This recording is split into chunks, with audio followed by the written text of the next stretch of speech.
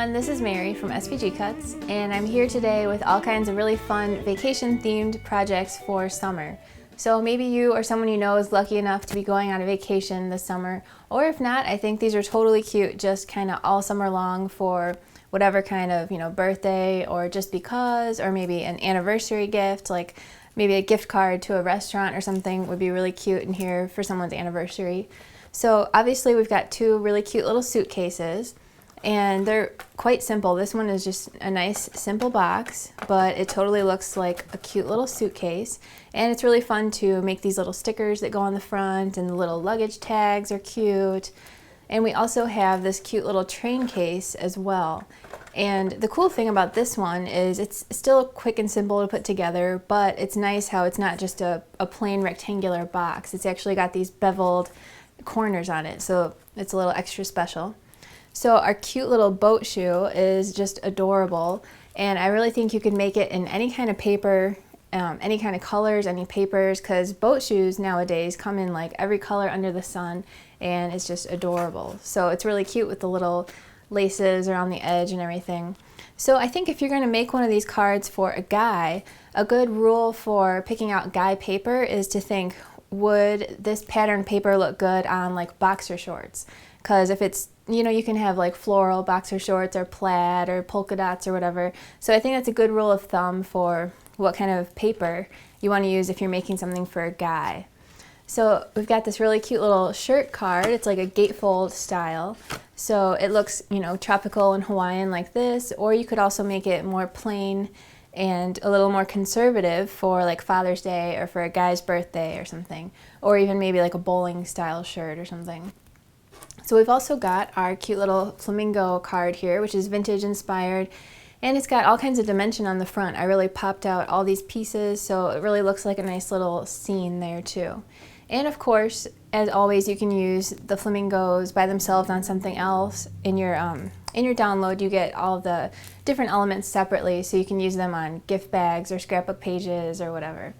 So the paper that I used this time is obviously just amazing. It's so pretty, and it's by one of my favorite paper companies, Graphic 45.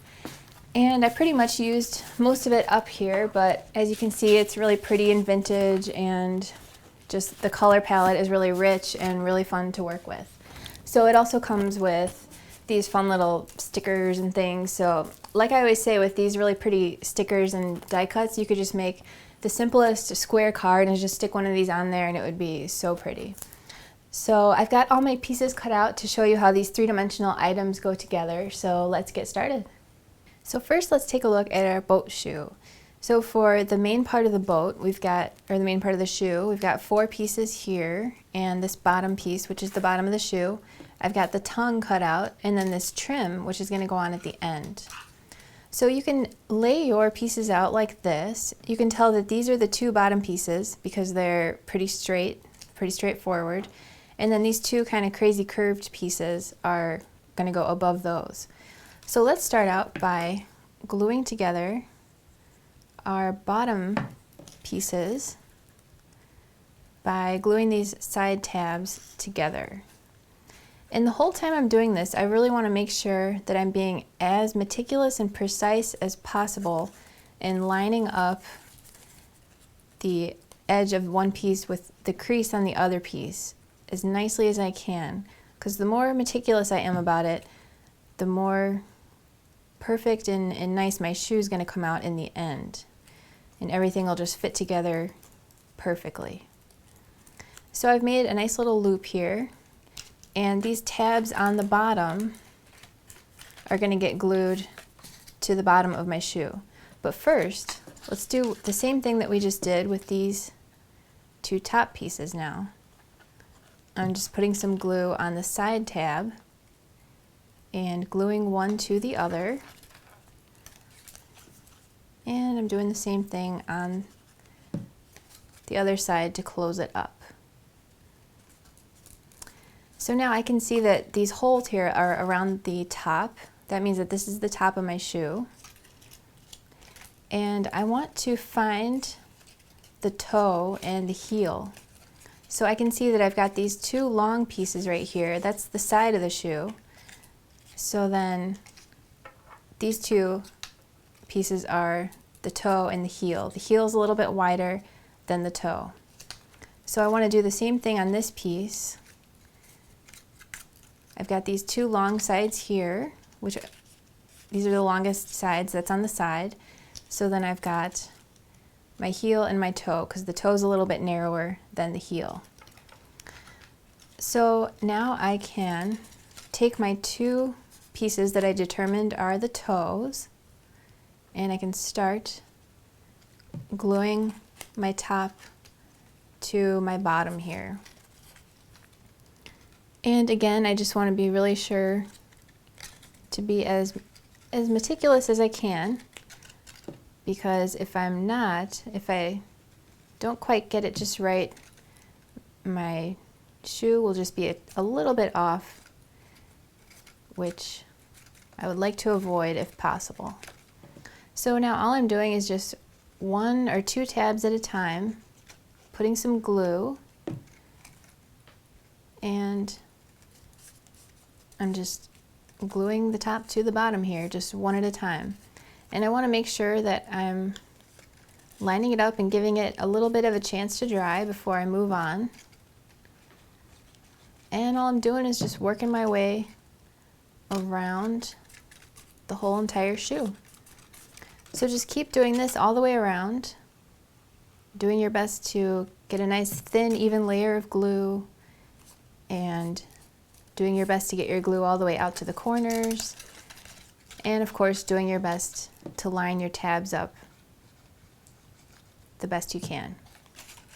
So now I've got my top and my bottom glued together, so I've got one large piece, and again I can see that these two long pieces are the side, so then I've got the heel back here and the toe up here, and again the toe is a little bit narrower than the heel.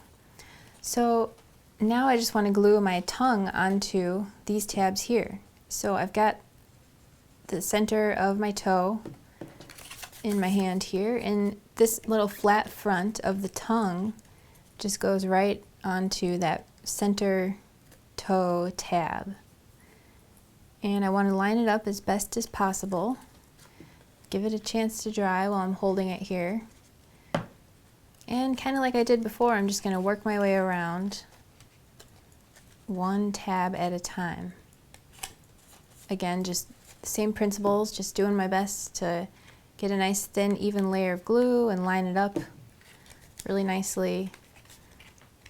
And I'm having to hold this like pretty far away from my face, so my glue is not as perfect as I would like for it to be. I'm not really spreading it out as nicely as I could, but I just want you to get the idea of how this works.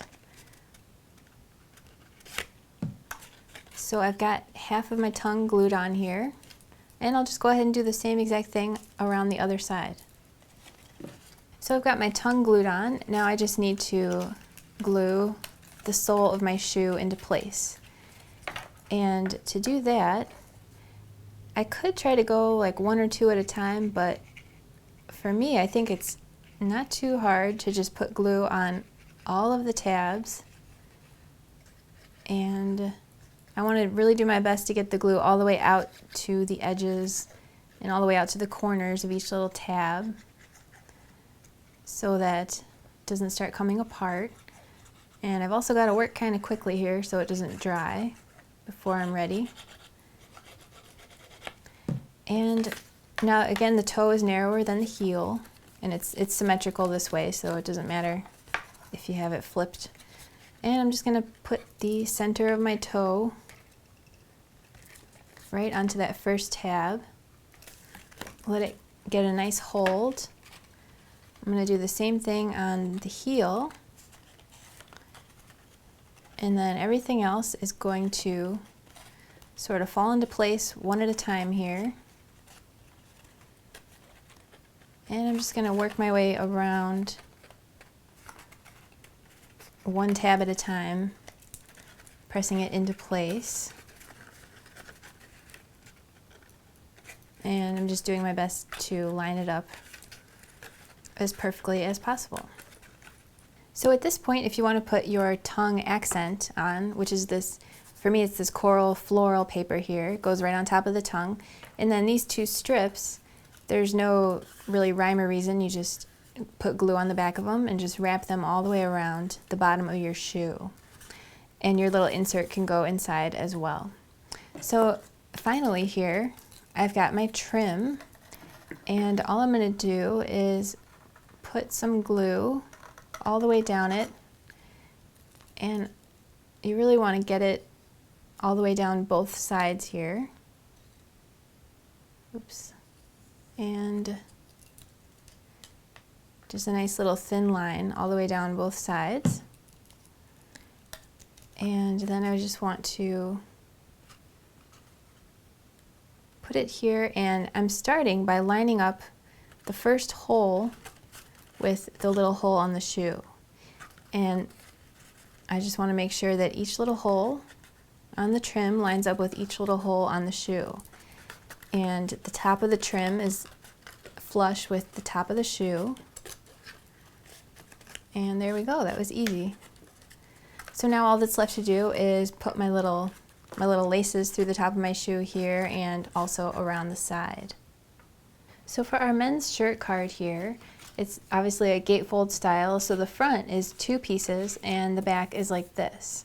So I can go ahead and put a dot of glue inside the collar, but if I want more dimension, which I think looks nice, if you've got some glue dots, you could put a couple of glue dots in there, as well as a glue dot or 2 on this little cuff to make it kind of stand out a little bit.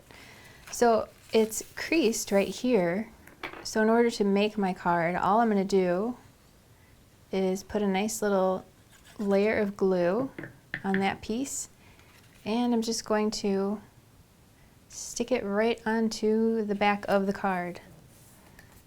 So then all I need to do is the same thing on the other side, and if I want to put this little piece inside to write on, I can. Next, for our little train case, I've got the bottom pieces laid out here. There's 2, and then the 2 bottom pieces. One is a little bit smaller than the other. This is a liner that goes on at the end. And then for our trim strips here, we've got 2 which are on the bottom and 2 which are on the top. So the top ones are slightly larger than the bottom ones, and the top ones have also got 3 little score marks up here to help us line up the latches that we're going to put on at the end. So let's just take a look at the bottom here. Now the bottom also has 3 little score marks, which are going to help us line up the latches at the end. And I went ahead and darkened them in with a marker just to make them more visible for this video. You don't need to darken them in, but you can see there's 4 and 4. So we're just going to use those at the end to line up our latches.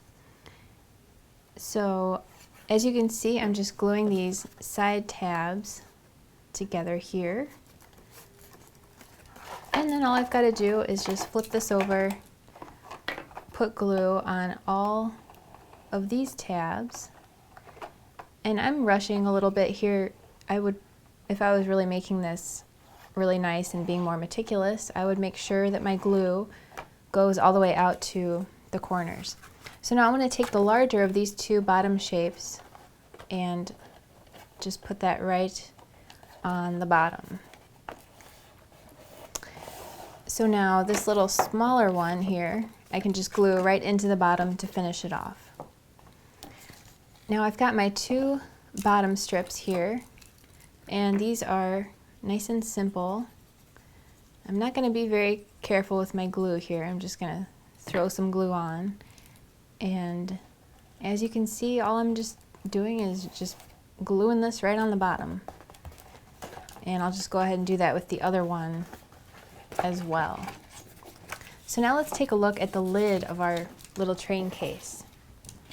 We've got this big piece like this and the top, and then a liner again for this one. So this is nice. If you're using a 12 by 12 sized mat, you can cut it out just like I have, and there's not a whole lot of little pieces, which is nice. It's pretty much just one big piece.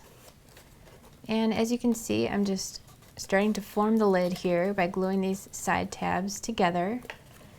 And then all I want to do is put a little bit of glue on this tiny little triangle and just do that all the way around my lid. So I do want my glue to go all the way out to the corners of that little tab. And I'll just go ahead and do this all the way around the lid.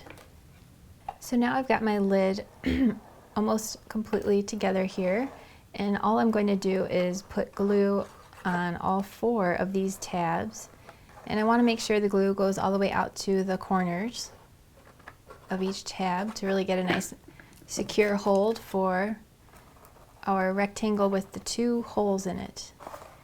So I'll just place that on top, and now I can take my little handle here and just take a standard size brad and open that up to keep it closed. I'll put a second brad in here, and then I can flip this over and glue my liner on the inside to finish it off. So now for our trim pieces here, there's one with these little score marks on the front, and that's going to go on the front of my suitcase. At this point, it doesn't matter to me which side is the front or the back. So I'm just going to place this right on here, right on the bottom, making sure that the bottom of the trim is flush with the bottom of the lid. And I'll go ahead and put that second one on also. So now I can put the lid on the bottom, and I can see where my little score marks are here. And what I'm going to do is take one of these little pieces and place that right on top of these 4 little score marks. So I just want to center it as best I can. And it doesn't have to be perfect because these latches are just purely decorative, but these little lines are just here to make it easy to tell where to put each little piece. Because otherwise you might be guessing and not sure if you're doing it the right way. And this way you can say, yep, I did it the right way, and it's fine. So now this little T-shaped piece is also going to go with the top of the T right on top of those 3 little score marks.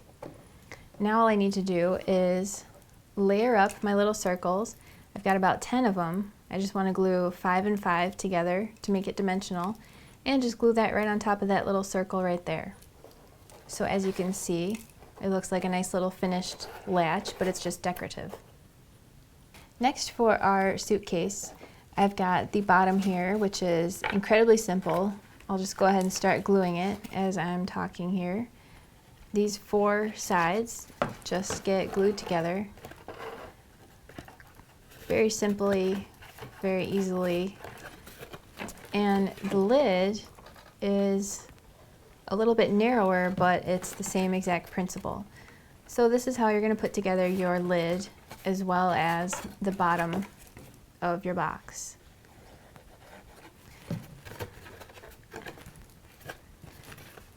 So we've also got a couple other pieces here that I'm going to show you how they go together, but really it's so simple and so super cute. So I hope you have fun with this.